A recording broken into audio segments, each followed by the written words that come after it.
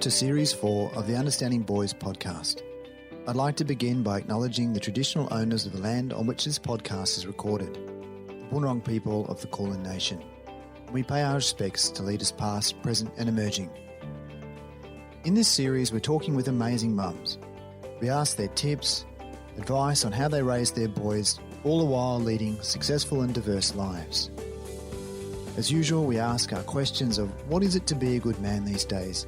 And if you had a story that you could tell a 14-year-old boy and he'd listen, what would the story be? I'm Dr. Ray Swan, and we're a community of teachers and parents concerned with the education and growth of boys in the modern world. The series is brought to you by Bryden Grammar, an all-boys school based in Melbourne, Australia. In this podcast, we speak with Dr. Sarah Meachem. Sarah is an expert in the area of testis biology. She completed a PhD at Monash University and runs her own laboratory at the Hudson Institute of Medical Research. In our conversation, we talk about male fertility, male infertility, where that sort of sits with everything in terms of, the cultural factors supporting our understanding about responsibility. We have a great chat about parenting, and she tells some really interesting and insightful stories about her own background and her understanding of what it is to be a good man these days. I really hope you enjoy the conversation today. So joining us on our podcast today is Dr. Sarah Meachem. Sarah, it's fantastic to have the opportunity to chat to you. It's not every day that I get to speak to a testes biologist. So there's not many of us around the world. I think there's about 300. So I do feel unique. Yeah, absolutely. I mean, at a dinner party, how do you introduce the work that you do? I'm really careful of the audience. Sometimes I go really carefully and I say, I'm a scientist, I work in reproduction. And then depending on how confident and how it lands, I then sometimes say that I work in male reproduction. And then sometimes I'll say that I'm a testis biologist.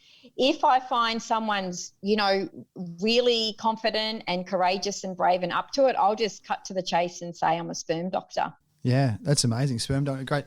I mean, we do joke, and that's probably, a natural defence around things that are the everyday person doesn't know a lot about, whatever, your gender is. And I guess also it's quite, a personal area. But I suspect as we chat today, we're going to unpack a few things, around male health and male fertility, male infertility. And, I imagine, in your work as you're on a number of boards and you're in medical research and you're in science advocacy in schools and all sorts of areas. That you'll be able to, connect our listeners with some of the really, at times, problematized or, intense or, high stakes stuff, but also some of the things around, what we might be able to do as parents raising kids in and around, just their own sort of health and health more broadly. Sure, absolutely. I hope that I can contribute.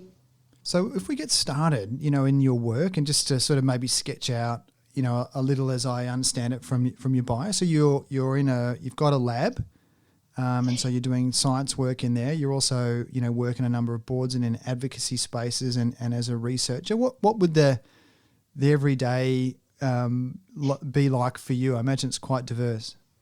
Yeah, it is. It is diverse. I'm quite an unusual scientist in the way that, yes, I am a scientist and I had a lab and I have people, undergraduate and PhD students, under me. But in addition to that, half my time now is working in advocacy roles, in health, in science and in various other things. So I actually pound the political pavement more federally to make a difference in those particular spaces around male health, but health and science more broadly. And if I was, just in listening to that, I might be thinking, well, like male health, surely that's all pretty well, we live in a very advanced, culture and society and, surely there can't be too many issues in male health. What are some of the big things at the moment, that at a federal level that we need to be thinking about as citizens? Yeah, I think that's a really great question. I think that there's probably two parts to that. One, at least in testis biology or male health, there's still not a safe, effective reversal male contraceptive out there. That is a big health problem, because then it becomes a female health problem, and that becomes an equity issue between genders. And number two, the other health issue is there is an increasing incidence of male fertility in general across the world.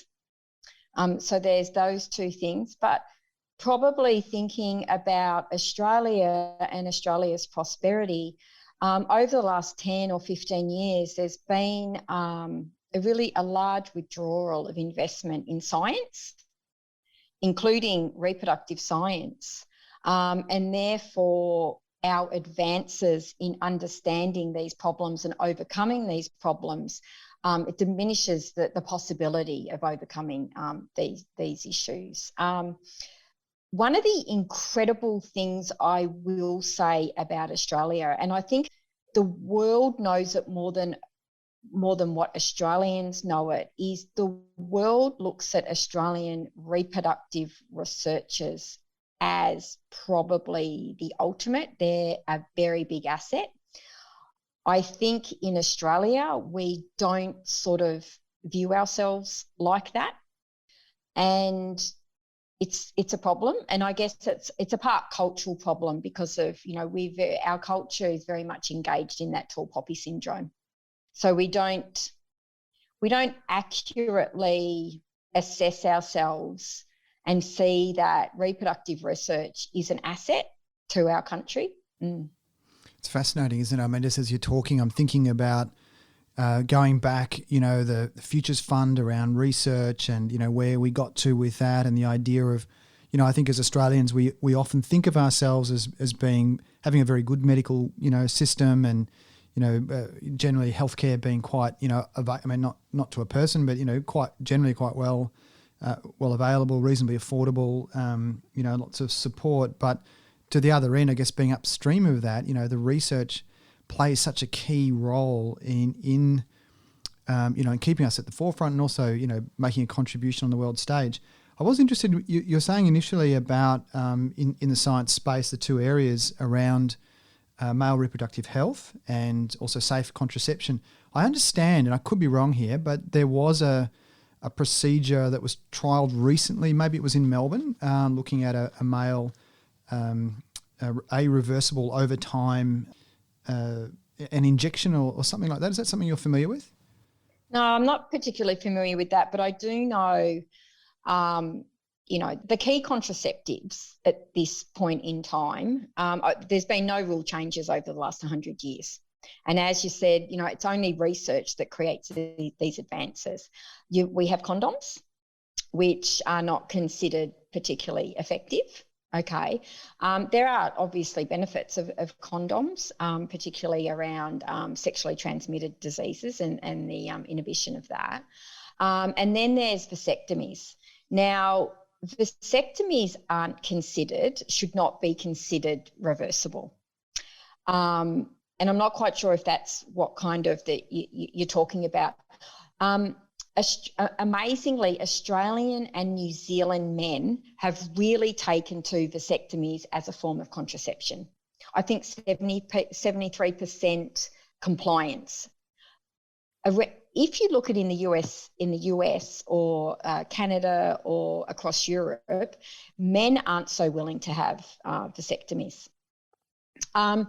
We know with vasectomies, though, the longer that you've had a vasectomy, the harder it is for you to have a reversal, and therefore have your sperm come back and you have a baby naturally. We know that a successful vasectomy is highly dependent on the hands of a surgeon.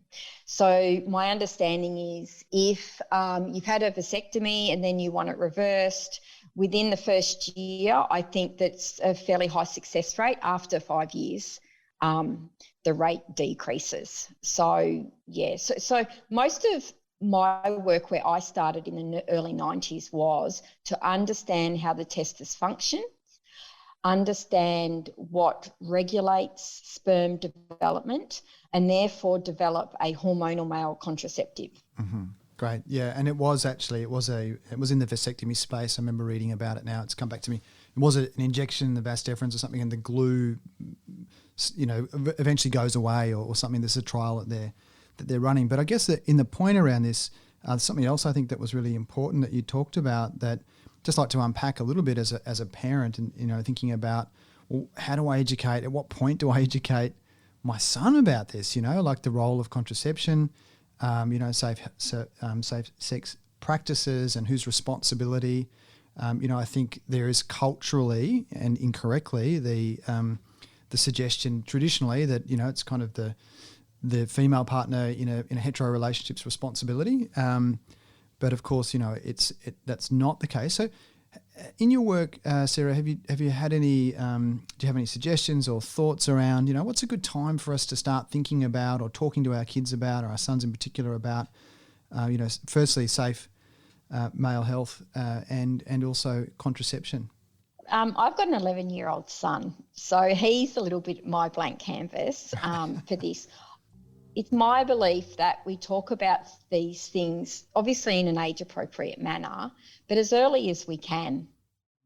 Interestingly, I also have a 13-year-old daughter, but I seem to be more au fait with being able to talk to Will actually about these things to him, because this is my area of expertise.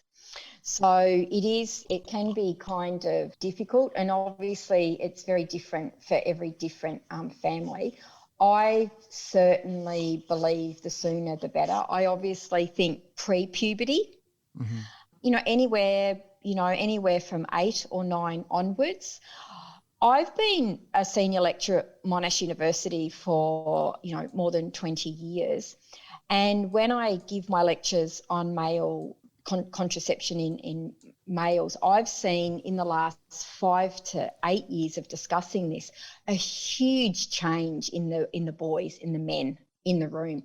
I remember 20 years ago, I'd talk about why it's important for men to regulate their own fertility. And I'd get rolling eyes and yawns, and they pretty much felt that, exactly like you said, Ray, that it's a female health issue. Their partner will deal with that in a heterosexual relationship. Now, most of the students in the room are absolutely, they want to regulate their own fertility. And I think that we've come to a point now that we don't have anything to offer them that's safe, reliable and effective.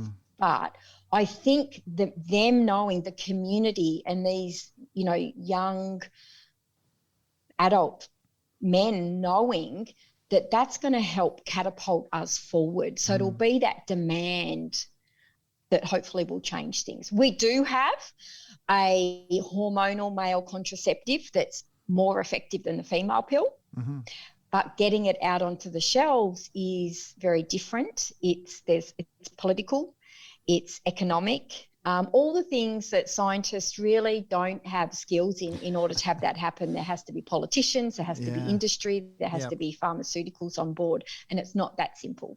Yeah, it's amazing, isn't it, the resistance around that, and whether it's because it's novel, whether it's because it is actually coming up against a cultural ideology that supports, fertility as a women's problem.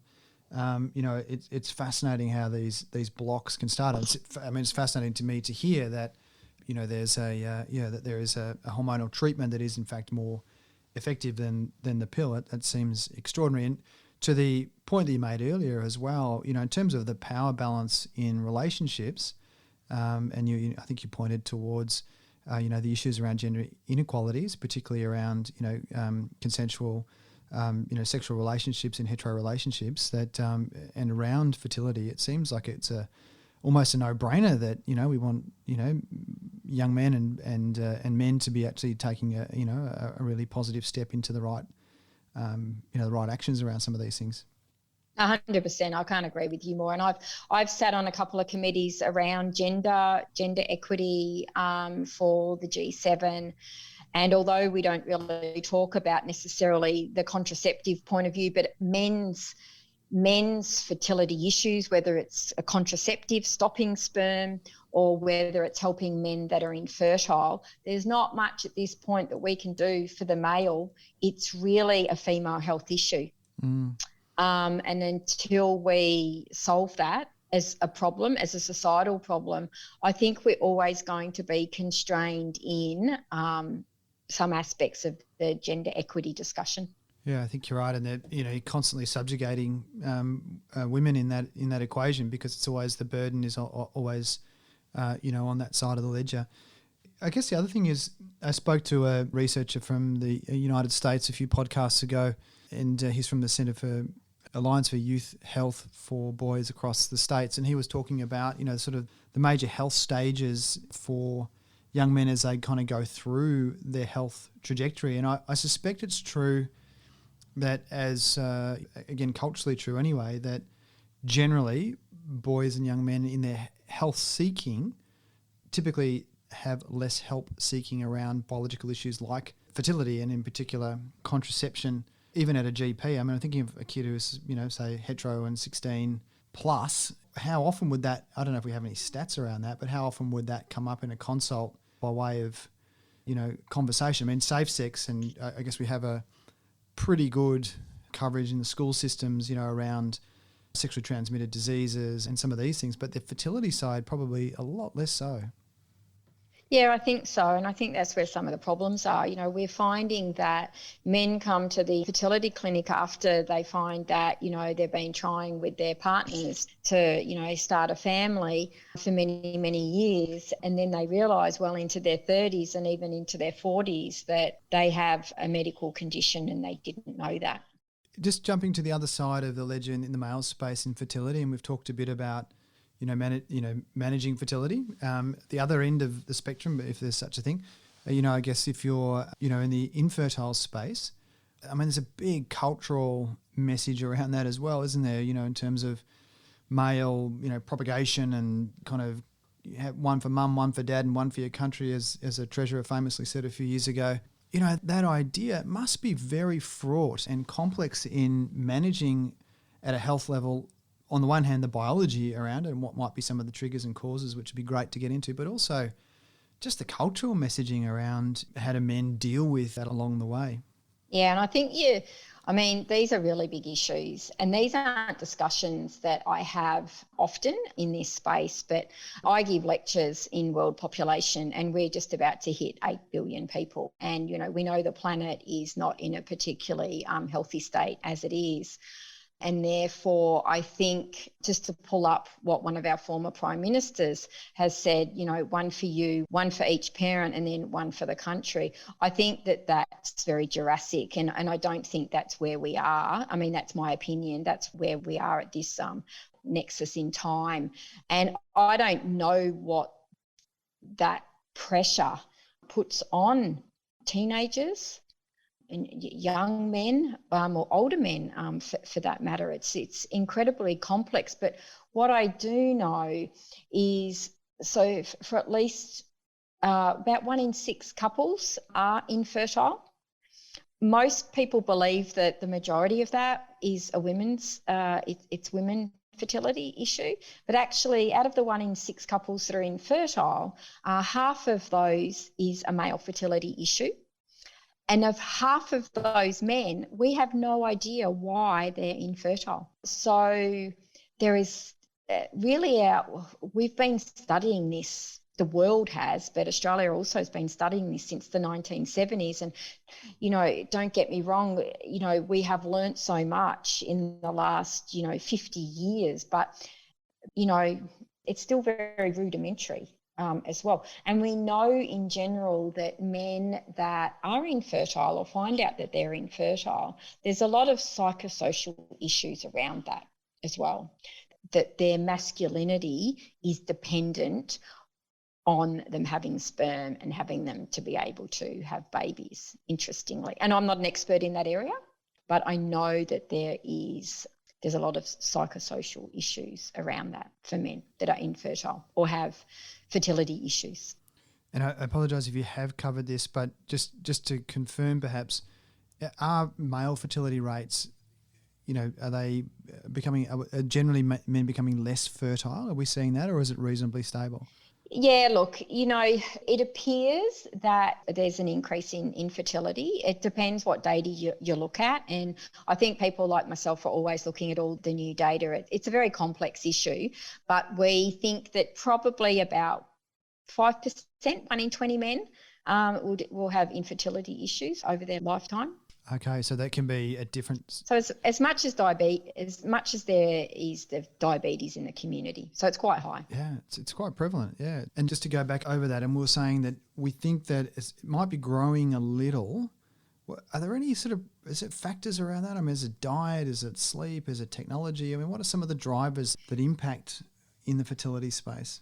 Yeah, look, I think that there's a lot, and I think it's sort of fair to say that things like obviously nutrition and just being a healthy person is important, but we know things like smoking, drugs, alcohol, and chemicals out there in nature, the things that we eat, all negatively impact our fertility. We know that if my dad smoked, for example, it can affect my son's fertility. We know that it affects their sperm quality. So we're only at the tip of the iceberg. We know that if your grandparent smoked, it will affect their grandson. So it's quite extraordinary what smoking, for example, can do. And we need to probably look further into how chemicals, pollutants, also therapeutic drugs impact fertility. We know that pharmaceuticals that are pollutants in our waterways affect wildlife negatively and their reproduction. So it's not it wouldn't be particularly surprising that pharmaceuticals that, humans have excreted out and now are out there in the world and become integrated in our food probably also have those effects. But, that research is ongoing and yet to be confirmed, but I don't think it's a very big step thinking that could be a problem. But also people that are undergone cancer treatment. So whether it's before puberty or after puberty, what's really important is that radio and chemotherapy either permanently or temporarily renders a man or a boy infertile. So when you said earlier about, throughout their life they may have periods of infertility. So I took from that, and I imagine it's not like a tap, very rudimentary understanding that I have here. But it's not like a tap where either you have fertility or you don't. I guess there's a sperm count so does that do people kind of hover around and I'm thinking about reproduction here.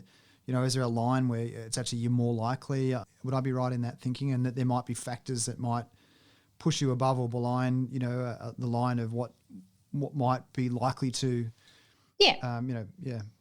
Yeah, and those things, for instance, drug taking anabolic steroids is also a big problem for boys that, think that, they want to, change or build more muscle. That can definitely create some really big problems with fertility, usually only temporarily while they're taking those particular performance enhancing drugs as well. We also know even other things like having hot baths. The testis actually is an external organ because sperm cannot grow and develop at a normal body temperature of 36.7 or 37 degrees. That's our normal body temperature. It needs to be a couple of degrees cooler, and that's why testicles hang down, because they need to. And that's why it's really important if, babies or people have undescended testes, that they actually are operated on and they come out. Otherwise, testicles that are hot, if you like, or remain in the abdomen do become, I think there's 1,000 times higher likelihood of them becoming cancerous as well. So we know taking hot baths, for instance, can transiently, in very short term, reduce sperm count as well. And this is not a question I ever thought I'd ask on this podcast, so I hope you're comfortable with me asking it. But Dr. Meachem, why is it that they're so sensitive? Is there not a lot of nerves, or Look, yeah, they are highly innervated. There is a lot of nerves. They're very, very sensitive. And I think what it comes down to, though, is that they are extraordinarily complex. I think we always think that, we always say for a joke that men are very simple. If that's true or not, we know that the testis is not simple. It's highly complicated. And whether you're talking about a female egg, female reproduction, or whether you're talking about sperm, why they are so sensitive is that these cells need to undergo two types of division. One is just a normal division where the cell divides, but in the reproductive tract, so in females and males, so for instance, sperm, it also needs to undergo a different type of division, and that's called meiosis. And so if anything happens to those cells at that point in time where they don't separate properly and the DNA doesn't recombine, you'll end up with DNA that's compromised and impaired. And obviously you do not want to have sperm that's impaired, because that could have potential negative effects to your own fertility, but also to a potential zygote or a baby moving forward. So it's a lot to think about, isn't there? If I was a parent listening to this and I was thinking, well, are there some factors like, my child's young and I don't know, like what, again, being upstream, and most interventions always work better when we're way ahead of them as much as we can. I mean, are there any signs or things, obviously in the very early years, we're getting those regular pediatric checks, so it's probably a bit easier to check. But, as our kids and our boys start to grow a little bit, do you have any advice around things just to be aware of, or conversations to have that we should be, factoring into our general physical health awareness as parents? Yeah, I think how I'd like to answer that is, we know that the data is now showing that the very first trimester, where the testis is the sex is determined and the testis is really is starting to grow. We know if things go wrong there, pretty much that's it for the rest of that baby's life going forward. We also know that if, in terms of testis cancer, that it pretty much starts at that very first trimester, and nothing really happens until puberty. Okay, so we don't really know anything really until after puberty, when your hormones activate the testis to start producing sperm and to start functioning as an adult. That as that activation happens, it also activates the cells in the testis to, rather than become sperm, they will take on that more cancer role. So testis cancer, for example, still a whole lot of research needs to be done on this, but at least animal research show that it is that very first trimester that's really critical.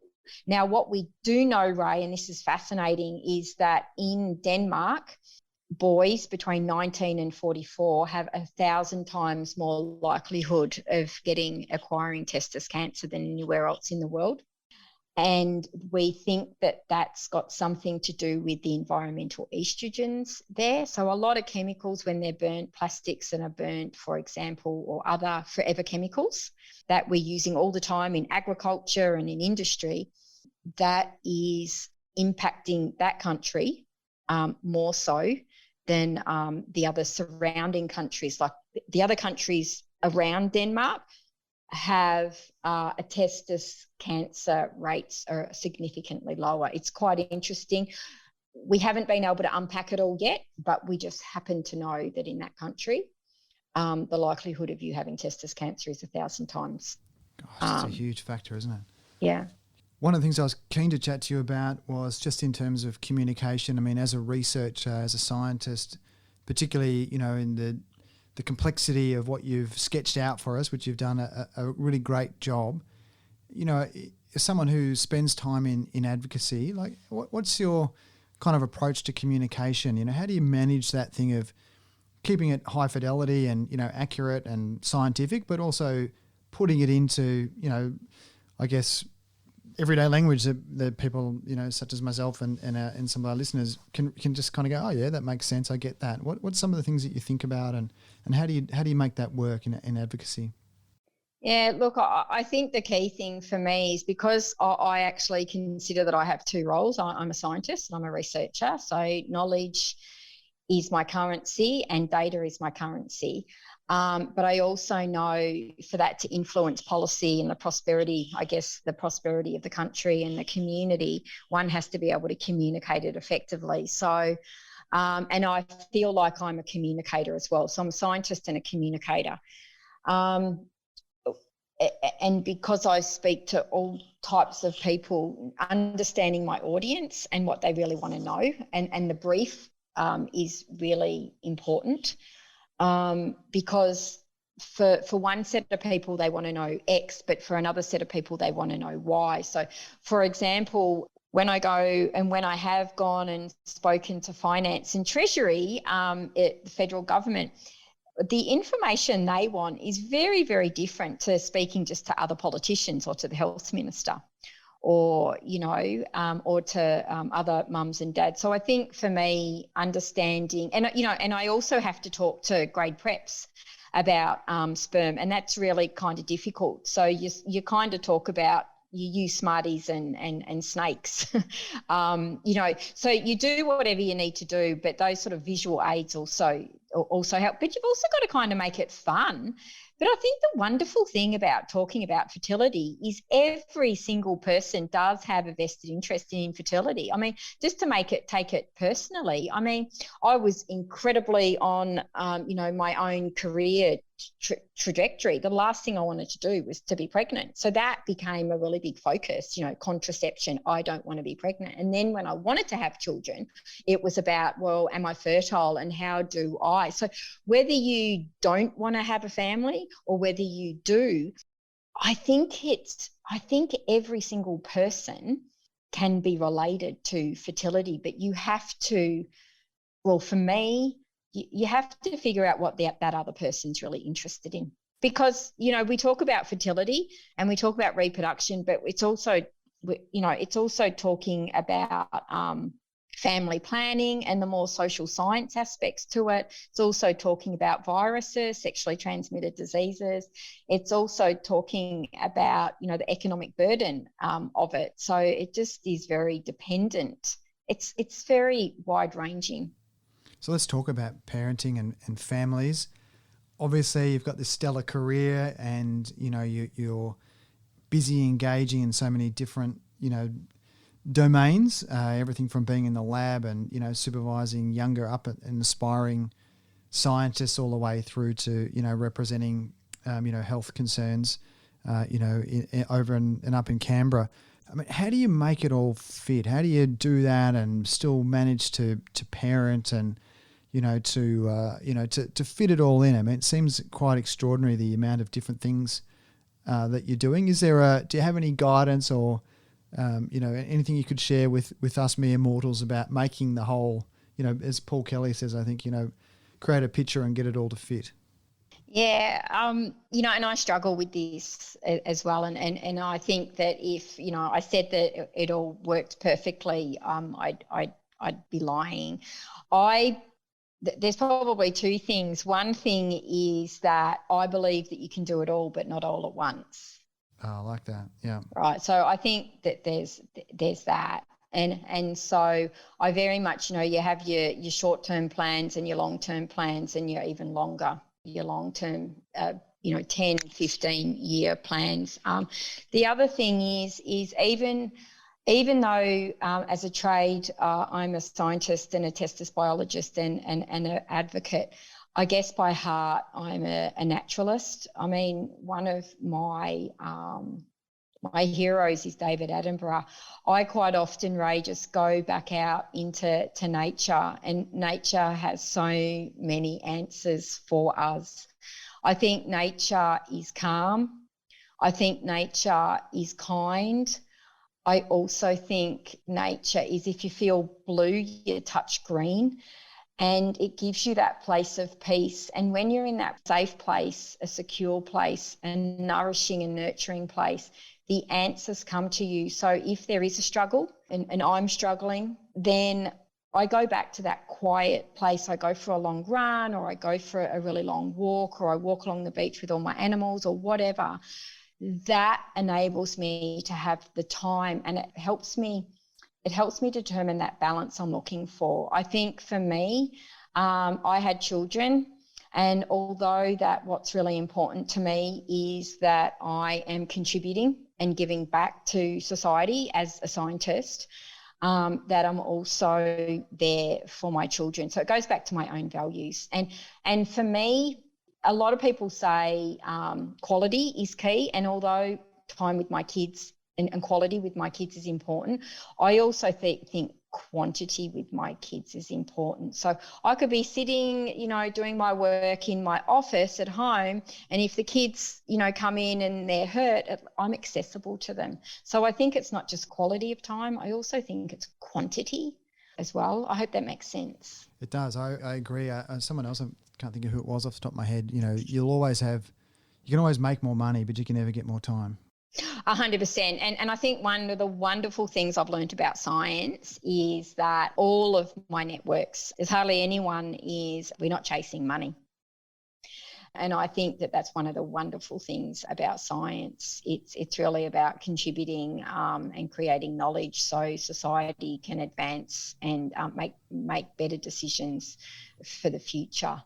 And so therefore, I certainly don't have pressure in I'm not money motivated, and that's I think what I say is I like money, but I don't love money.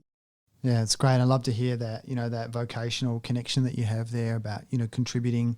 And it's come through really strongly in our chat, your inquisitive nature, you're someone who's obviously very values driven. I love the idea of, you feel blue, touch green. That's another nice takeaways. There's plenty of great takeaways from this conversation, and we are nearing the end. There are two questions that we always ask our guests, in the focus of understanding boys and raising, the healthy boys and young men that we need for this age. The first one is, in your thoughts, what is it to be a good man these days? Yeah, and I'm really glad that you sent that question to me, because I really had to think about that. I feel like I could talk to you forever about this, but I think in a nutshell, going back to what's important for me and what I'd hoped for my son was to be kind to all kinds. So to be kind to people, and I know quite often we just focus on being kind to people. Be kind to people, be kind to planet. And be kind to animals, because, all of us, all animals, because people are animals as well, we all suffer. And so I think masculinity is about being kind. It's about being caring. When I grew up, my dad taught me how to fight and use my fists. And Dad always said, you'd only use that if really necessary. And I was kind of laughing about this before, because I think that masculinity is not about your fists. I think you can solve anything, any conflict, any negotiation, any problem through communication. And I think that that's the wonderful thing about science for me.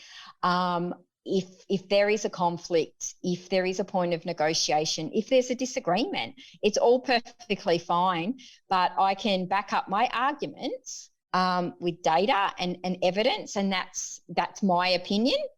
And the other person can have a completely different point of view with their own data and their own opinions, and that's also perfectly fine. So I think it's being kind, and I think it's through constructive communication is what masculinity looks like. Yeah, and as you're speaking, I get a really strong sense of your awareness as well. As you're talking, and being aware of the person you're speaking to, and that there is an exchange going on. I've had that that has come through really clearly in this chat as well. And our final question is, if you had a story you could tell a 14-year-old and he'd listen, what would the story be?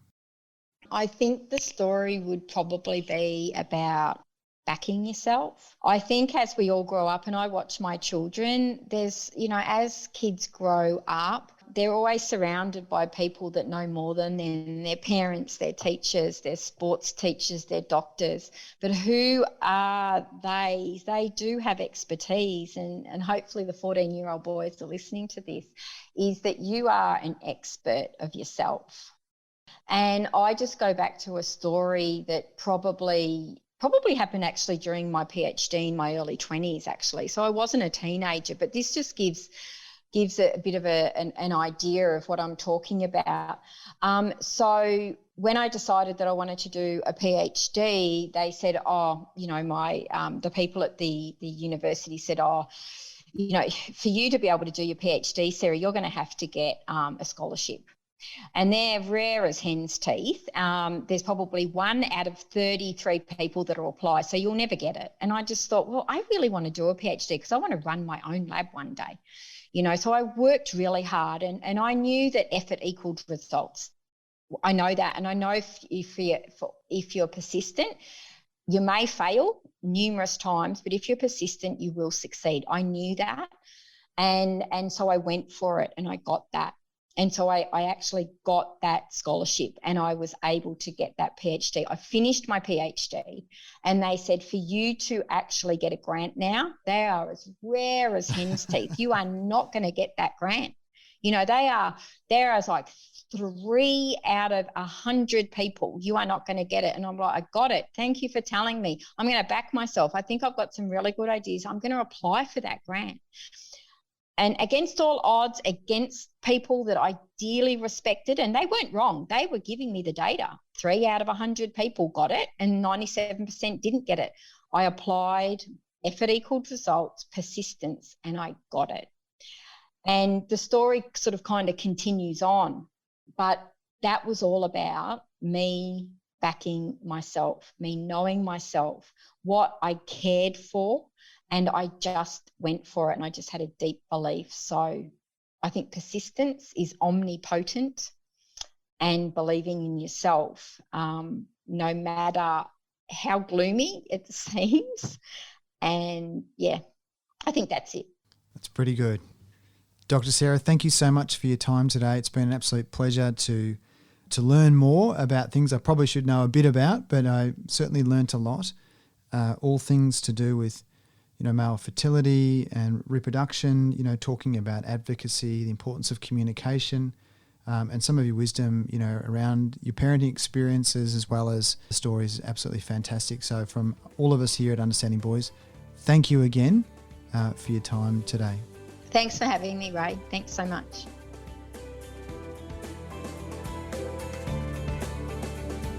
We hope you've enjoyed this Understanding Boys podcast.